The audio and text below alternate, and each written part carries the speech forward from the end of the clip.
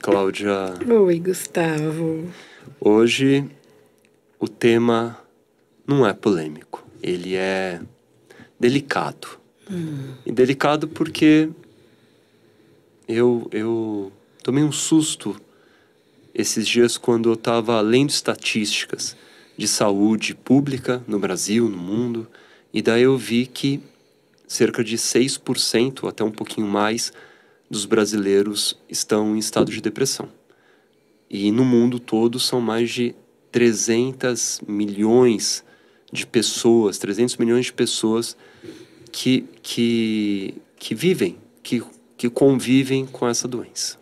Então, eu queria saber se você tem algum outro olhar, porque eu sei que a gente olha sempre a depressão por um viés muito clínico, muito específico, vá ao psiquiatra, tome um remédio, mas não tem outra maneira da gente olhar a depressão? Eu acho que é super importante a gente falar aqui, Gustavo, algumas coisas antes.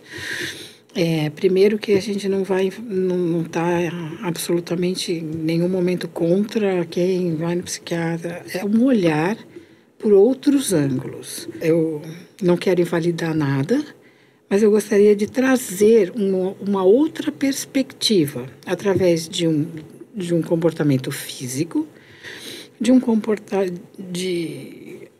coisas que acontecem fisicamente, de um olhar filosófico e até de um olhar pela neurociência.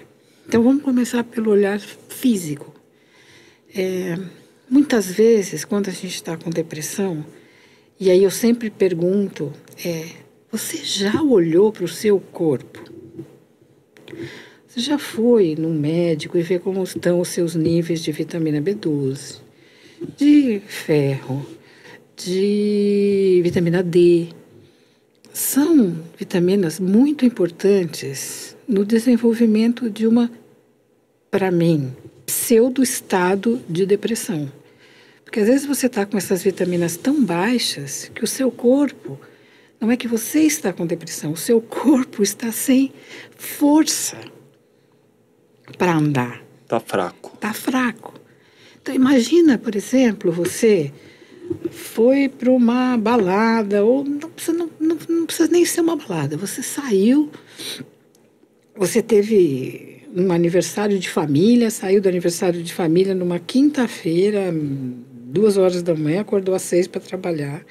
Aí na sexta você saiu, teve um outro compromisso. Aí no sábado você teve que acordar às 6 horas porque você tinha que viajar, porque você tinha um outro compromisso, um almoço na família de não sei quem. Aí você sai desse almoço, volta para sua casa, onde quer que seja, mas que você dirigiu um bom tempo, e domingo você tem que estar acordado de manhã porque você vai correr a maratona. Como você vai fazer essa maratona? Você está exausto. Então, muitas vezes, esse estado de depressão é essa exaustão que o corpo acaba chegando por falta de algumas vitaminas. Então, eu acho que sempre, e mesmo as pessoas que tomam remédio, e não quero também polemizar aqui contra nenhum médico, nenhum psiquiatra, nenhum psicólogo, mas muitas vezes não são todos que têm um olhar como um médico integrativo, que realmente olha todos esses níveis de vitaminas. Eu acho que isso é muito importante de se olhar. Mesmo que você tome remédios e você seja acompanhado por um médico. É pedir para ele até acompanhar. Porque se o seu corpo não está bem equilibrado, todos esses remédios também não vão fazer muito efeito, porque você está tão cansado. Vamos imaginar uma falta de ferro, que você não tem... Imagina uma falta de ferro mesmo, você está ali assim, anêmico. Você toma um remédio antidepressivo, aquilo vai te deixar ainda mais baqueado muitas vezes. Então, é importante olhar para uma reação do corpo, como ele está, para você também, às vezes, saber que não é tudo a cabeça. Às vezes é um desgaste por algum motivo X, que o seu corpo está, neste momento, pegando mais ferro, usando mais ferro, porque você está trabalhando muito, você está se dedicando muito a alguma coisa. Então, esse acho que é um olhar importante que a gente tem que ter. Tem que ter um acompanhamento com um médico que faça esse tipo de exames. De novo, se o seu não faz, tudo bem. Mas peça para ele, certo? Eu tenho sempre uma coisa para mim. Eu não gosto muito de terceirizar o meu corpo. Então, eu sou muito pergunteira. Então, se o médico me dá um remédio, eu pergunto para ele, para que serve? Quais os efeitos colaterais? O que isso vai me dar? De bom e de ruim. Porque é importante você ter a posse do seu corpo. E não simplesmente o médico te dá um remédio que às vezes você nem sabe se vai te fazer bem. E você não tem a opção de que aquilo vai te fazer bem. Ah, com esse remédio você vai dormir maravilhosamente. Tá, e o efeito ruim? Ah, você vai ficar dependente pro resto da vida, você vai... Será que eu quero? Pode dar um problema no estômago? Pode dar um problema no estômago. Tá, o que eu prefiro nesse momento? Dormir? Então eu vou tomar isso aqui consciente. Então, esse eu acho que já é um primeiro passo para você sair um pouco da depressão, porque daí a gente entra num conceito filosófico. Para a filosofia, uma pessoa deprimida é uma pessoa com falta de propósito. Ela não tem mais propósito na vida, ela quer fazer tudo ao mesmo tempo, ela quer ser mais do que ela é, ela quer abraçar o mundo e não consegue. Então, isto é uma tendência de uma falta de propósito. Porque você fazer um monte de coisa só para ter dinheiro, para que você quer isso? Qual o seu propósito com isso? Meu propósito é me aposentar com 50 anos. Então, aí você não tem depressão, porque você tem um propósito. Estou falando isso como filosofia. A partir do momento que você não terceiriza o seu corpo, você já tem um propósito, se cuidar. Então, olhar para o que você toma, o que você come, como você dorme, já é um propósito de você se cuidar. E até um propósito de eu estou tomando este remédio que o psiquiatra me deu, porque o meu propósito é me estabelecer, equilibrar. Então, tudo tem que ter um propósito para você. E o mesmo remédio que eu tomo não é o mesmo remédio que você toma. E isso eu acho que é uma coisa que a gente tem que olhar com muito cuidado. Que muitas pessoas falam, ai, eu ando me sentindo tão deprimida. Ai, toma este remedinho que eu tomo também, que você vai ver como faz bem. Não caia nessa. O remédio que faz bem para seu coleguinha não pode não fazer bem para você. Tenha um acompanhamento realmente correto. Esse propósito não é necessariamente, então, algo ligado à pergunta, né? O que eu vim fazer aqui, por que eu estou vivo. Não é esse propósito, pode ser também, mas não é simplesmente isso. Pode ser um propósito simples, né? Pode ser um propósito simples, pode ser um propósito de que eu não consigo acordar de manhã feliz. E o meu propósito é, daqui a um tempo, acordar de manhã feliz. Eu acordo de manhã, não tenho vontade de sair da cama, não tenho vontade de fazer nada. E aí, quando você procura o seu propósito, muitas vezes você vai achar o que está te impedindo de sair dali. O que está me impedindo de sair dali é, eu não gosto de onde eu vou, eu não gosto do meu trabalho, eu não gosto de fazer o que eu faço. Porque quando você entra num estado de depressão, olhando de um lado filosófico, é uma fuga para você não tomar uma atitude do que você quer na vida. E as pessoas vão falar, mas eu não vou tomar essa atitude porque eu nem sei o que eu quero. Então, é o momento de olhar. Porque tudo, absolutamente tudo que acontece com a gente é o corpo ou a mente nos dando um sinal de que alguma coisa não está bem. Agora, não adianta procurar fora. O que vem de fora pode te trazer um equilíbrio para você olhar com mais clareza para o que tem dentro. Mas não ao contrário. Não adianta você tomar o remédio e não olhar para dentro. Não olhar para o que está acontecendo comigo. O que na minha vida não está me satisfazendo. E você também, eu acho que olhar para você e não terceirizar o seu propósito, Exatamente. né? Porque muita gente acaba colocando na mão do outro a responsabilidade, acreditando que é o outro que te leva para algum lugar. E quando algo não sai do trilho e esse outro acaba se distanciando de você, você se sente desamparado e sozinho, né? Então, você tem que olhar para isso e mesmo falar, olha, eu estou deprimida porque eu não gosto da vida que eu estou tendo com a minha família, por exemplo. Não estou feliz. Então, eu vou me afogar no trabalho. Ou ao contrário, não estou bem no trabalho, então eu vou me afogar na bebida. Ou vou entrar em depressão.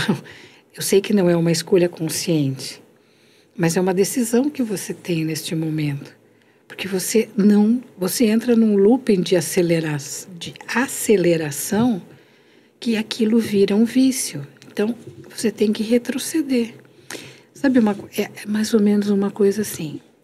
Você sabia que se você pegar uma pessoa que não toma banho há um mês e você der um banho nele, ele fica doente? Porque ele cria uma capa protetora contra tudo que tem ao redor. E se você tirar aquilo de repente, ele ainda não aprendeu a se defender de tudo aquilo. Então, para mim, a depressão vai muito por aí. Você está num estado depressivo, não adianta você querer retroceder de um momento para o outro, porque você não vai dar conta. Você tem que retroceder devagarzinho. Então, se você vai no psiquiatra, o psiquiatra te dá um remédio, você já entra num estado um pouco mais lúcido de olhar para você. E devagarzinho, voltando a quem você é de fato. Não é de um dia para a noite. E aí, aí entra dentro do meu ponto de vista, uma outra ramificação, porque aí você acaba tomando remédios que te dão muita euforia ou te dão muito relaxamento e você também depois não consegue voltar, porque é muito oposto. E quanto mais você pendula, então você está aqui, está com depressão, aí você toma um remédio que te leva aqui. Quando você está aqui, a volta é mais longe. E para você entrar no equilíbrio, está cada vez mais distante, se você não olha para dentro. Então, você toma um remédio hoje para dormir, um outro para acordar. Amanhã, você tem que tomar 2 para dormir, 2 para acordar. E aquilo vai virando um pêndulo cada vez mais longo do seu estado emocional equilibrado. Então, enquanto a gente fica só olhando para o estado de depressão e não para o que me levou aqui, você vai continuar no pêndulo e não volta para o meio, porque a essência continua ali. Se você para de tomar um remédio, se você para de... Você para de tomar um remédio, basicamente, você volta para aquela ansiedade porque você não resolveu o base. Você não resolveu o que estava te incomodando. E muitas vezes, agora vamos para terceira coisa, que é muito que eu trabalho no consultório, que é não só a nova medicina germânica, mas tudo que vem da sua árvore genealógica.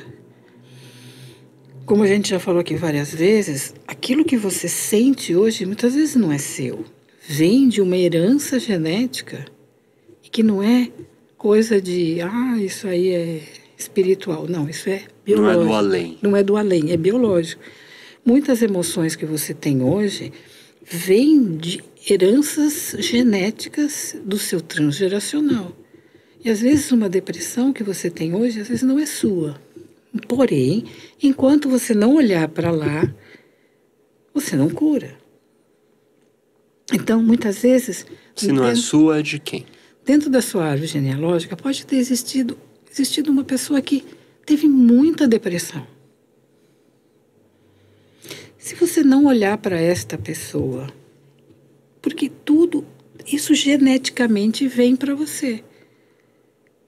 A depressão em excesso de alguém impregnou, por exemplo, o óvulo Energeticamente da sua mãe, por exemplo.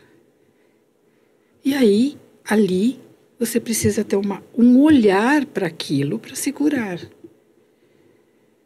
Ou através, às vezes, de uma pequena regressão, através de uma aceitação, através de um momento onde você olha para a sua família e aceita aquilo, e você começa... Porque a partir do momento que você descobre aonde surgiu, não só o seu estado depressivo, mas como qualquer doença, você ressignifica.